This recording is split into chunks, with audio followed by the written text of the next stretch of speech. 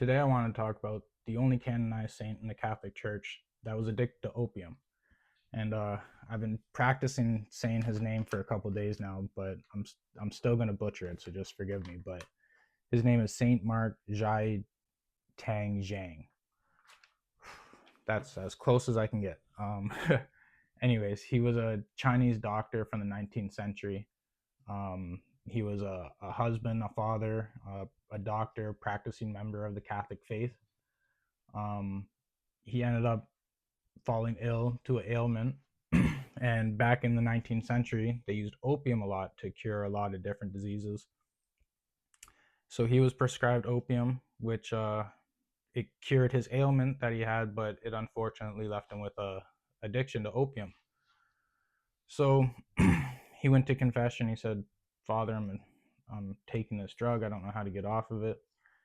Given his penance, would go back home, and then would fall back into addiction. And this is a cycle that lasted for a while, going to confession, going back home, falling into addiction. And back in the early 19th century, or late 19th century, sorry, um, addiction wasn't looked at the same way it is now. It wasn't looked at as a mental illness. It was really looked down upon, really. And so eventually the priest said, "You're obviously not sorry for your sins if you just keep repeating them." So he said, "I'm going to ask you not to come back to confession or to celebrate the Eucharist," which I would imagine left him in a very dark and lonely spot. So he stopped coming to confession, and he stopped celebrating the Eucharist, but he would still go to Mass every week. He still prayed, he still fasted, he still sought guidance from God to help him through this addiction. And weeks turned into months, months turned into years, it eventually turned into 30 years that he didn't participate in any of the sacraments. And eventually he was praying and he said, "God, I think there's only one way for me to get to heaven. I can't beat this addiction. I just pray that I could be a martyr and be martyred for the faith." Right? And eventually God answered his prayers. In 1899 was the Boxer Rebellion in China.